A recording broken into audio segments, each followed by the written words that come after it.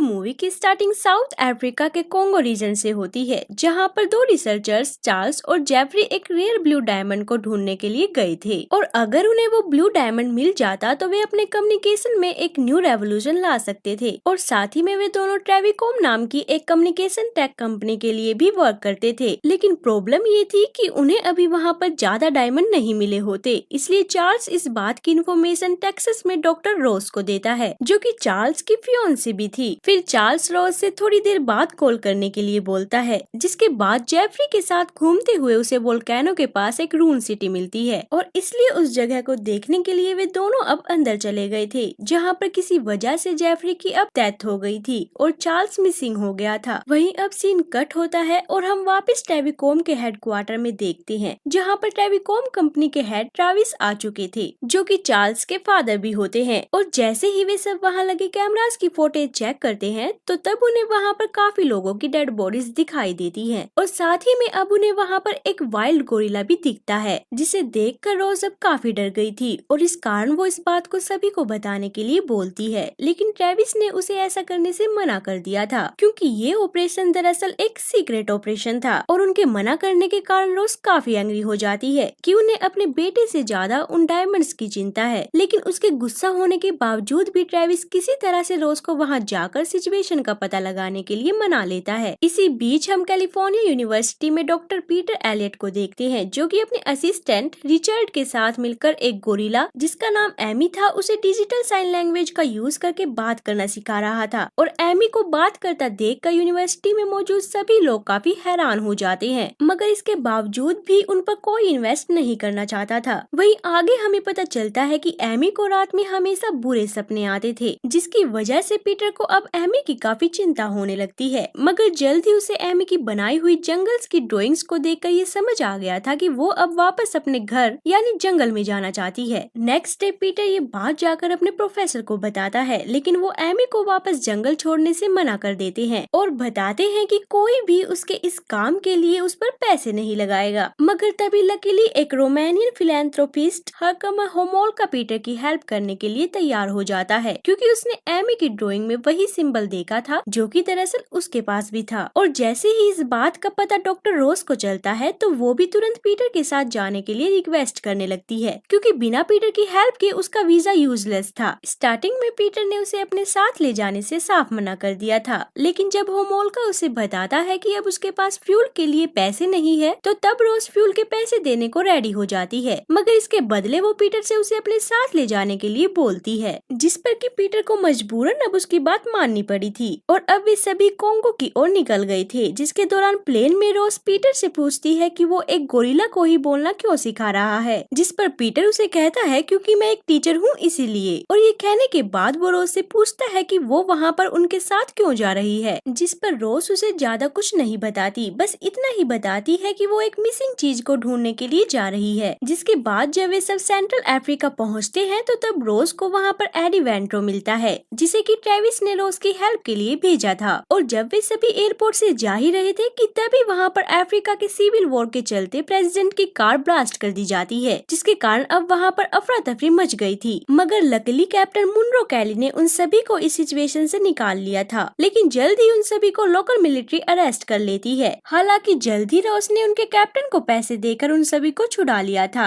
आगे मुनरो सभी को बताता है कि होमोल्का एक बार फिर से जिंज की लॉस्ट सिटी को ढूंढने यहाँ आया है। फिर सभी प्लेन से आगे कोंगो की ओर निकलते हैं, लेकिन रास्ते में ही उन पर कुछ सोल्जर्स अटैक करने लगते हैं, इसलिए मुनरो एमी को सुला देता है ताकि वो डरे ना। वहीं रोज अब उन सभी मिसाइल्स को डिस्ट्रॉय करने की कोशिश कर रही थी, मगर वो सिर्फ कुछ ही मिसाइल्स को डिस्ट्रॉय कर पाती है, जिस वजह से आखिर में वे सभी पैराशूट की हेल्प से प्लेन से नीचे कूद जाते हैं। और उनके नीचे पहुँचते ही अब उनका प्लेन भी उन मिसाइल्स के कारण ब्लास्ट हो गया था, जिसे देखकर पीटर उन्हें वहाँ से जाने के लिए बोलता है, लेकिन उसके पास कोई और चॉइस न होने के कारण उसे उनके साथ ही आगे बढ़ना पड़ता है। इसी बीच एमी उस जंगल को देखकर काफी खुश हो गई थी, जिसके बाद रात में रुकने के लिए सभी पास ही में वहाँ कैंप लगा लेते हैं। वहीं मुनरो होमोल्का से पूछता है कि रोज यहाँ क्यों आई है, जिस पर होमोल्का उसे कहता है कि इस बारे में उसे कोई आइडिया नहीं है। हालांकि मुनरो को ये जरूर पता था कि होमोल्का वहाँ पर जींस के डायमंड्स को ढूंढने आया है। दूसरी तरफ रोज अब अपने हेडक्वार्टर में कम्युनिकेट कर रही थी, जहाँ वो उन्हें बताती है कि वो चार्ल्स की लोकेशन पर पहुँच चुकी जाती है, लेकिन उसे वहाँ पर चार्ल्स कहीं नहीं दिख रहा, जिस पर ट्रेविस रॉस को वार्न करते हुए कहता है कि उसे अपना वर्क जल्दी कंप्लीट करना होगा, क्योंकि वहाँ पर जल्दी वोल्केनो एक्सप्लोड होने वाला था। और इससे पहले कि वो रॉस से कुछ और बात कर पाते,